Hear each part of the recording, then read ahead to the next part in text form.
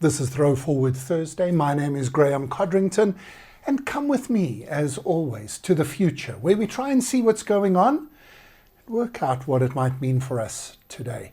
This is episode 114 of ThrowForward Thursday. And as it happens, it's the end of season 3. Season 1, we actually went for 52 episodes, a full year, and we looked at all sorts of interesting ideas about the future. Season 2 was characterized by our End of series. And if you haven't seen any of those, they're all available on the podcast, on YouTube, and you can search for them on social media as well. Season 3, we've been having a look at an issue, and then in the second week, we've been looking at the applications of that issue to how we think like a futurist. And my 5 favorite episodes from this 6-month season that we've had, season 3. The first one, I suppose, was episode 111, where we talked about renting clothes. This was that wonderful story about Japan Airlines, who told holidaymakers to Japan, don't bring any clothes with you, we'll just rent you some for the week that you're here. But that got us thinking not just about the circular economy and recycling and ESG and things like that, but also about X as a service, anything as a service. And I hope I got you thinking about the types of services that your current products could be turned into and pushed your thinking in innovation in that way. Another of my favorites were episodes 102 and 103. This is where we talked about CRISPR, the Nobel Prize winning insight and discovery of how we can edit our DNA. Alongside a number of other things like mRNA, mRNA vaccines, and advances in medical technologies. And now, of course, we could add artificial intelligence and some of the other technology systems on top of that. I just think we are going to be mind blown by the advances in medicine over the next few years. Talking of AI, my 4th favorite was episode 105, where we talked about using artificial intelligence not as AI, but rather as IA. And I think that's where we are at the moment. It's an intelligent assistant rather than artificial intelligence. I don't think we've got artificial intelligence in most industries yet, and ChatGPT is not even 1% of artificial intelligence. It's a large language model. But go and have a look at episode 105 for more on that.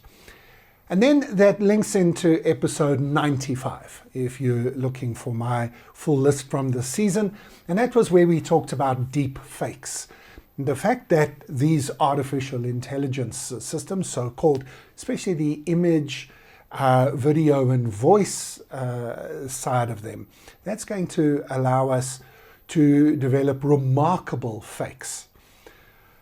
Well, in a little bit of an update, a friend of ours, John Peters, who runs the Athena microlearning site, he and I did a webinar a few weeks ago on AI, and he was looking at it from an L&D perspective, and he took a little bit of license with permission.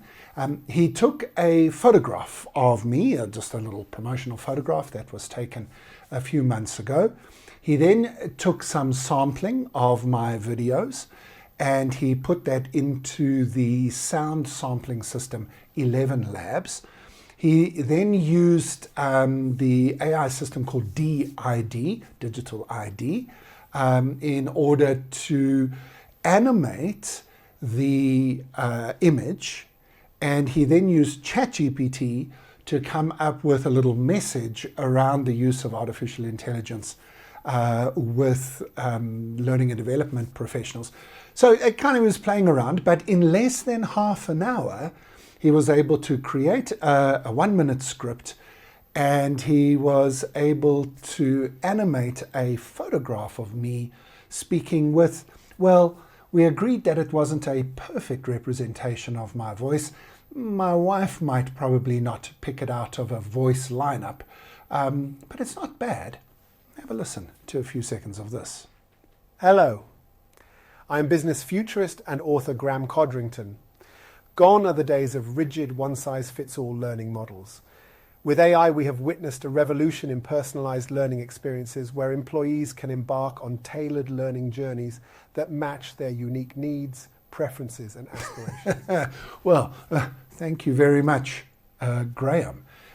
Interesting stuff, isn't it? Go back and have a look at episode 95 where we talked about deepfakes, as well as thinking about what you might need to do to protect your own image and your own voice and your own videos from that. It was about that time as well, episode 96, in fact, if you want to go and have a look at it, that we launched the Futures Club, Graeme Codrington's Futures Club. And I've been talking about that over the last few weeks, and I really invite you, if you haven't had a look yet, I invite you to go and have a look at the Futures Club. Go to www.jointhefuturesclub.com. And I'm asking you to please take a chance on signing up.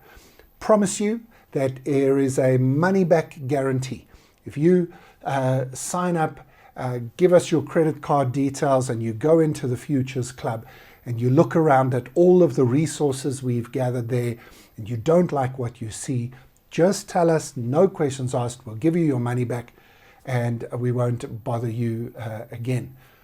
But what I think you will see, and what I think that you will discover, is that we are taking the research that our team does. I mean, this is what we do for a living. We research the future, and we are taking the best of what we find. So we don't want to become a news service for you, but we're taking the best of what we find. We're summarizing that for you so that you can go into the Futures Club. And when you go to the menu item called Insights, you can go to the areas that you are interested in. They all relate to the future of work. They relate to disruptive forces shaping your industries.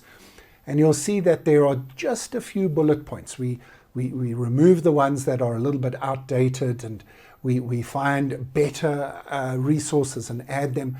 So we're not trying to overwhelm you with another channel of information and news, but rather extract the deep insights and clever wisdom and make them easily accessible to you.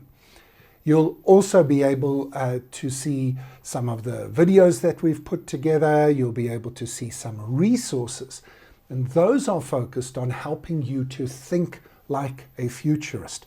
I want to share the toolkit and the skill set that our team uses to be able to anticipate change and to prepare for whatever the future holds for us. I want to share those insights, tools, and skills with you so that you and your team can develop them for yourselves. So you'll see there's short little videos, there's items, practical items that will give you a tool to use, a practical activity suggestion. Give it a go, see if it makes a difference with your team. And finally, there's a set of recommendations in terms of books and other resources that you might find useful. As I say, go to jointhefuturesclub.com, sign up, have a look around, and I'm sure that you will discover that the weekly emails that we send out give you way more value than the cost you have to pay. But if it doesn't, that's also okay. If it doesn't work for you, we'll give you your money back.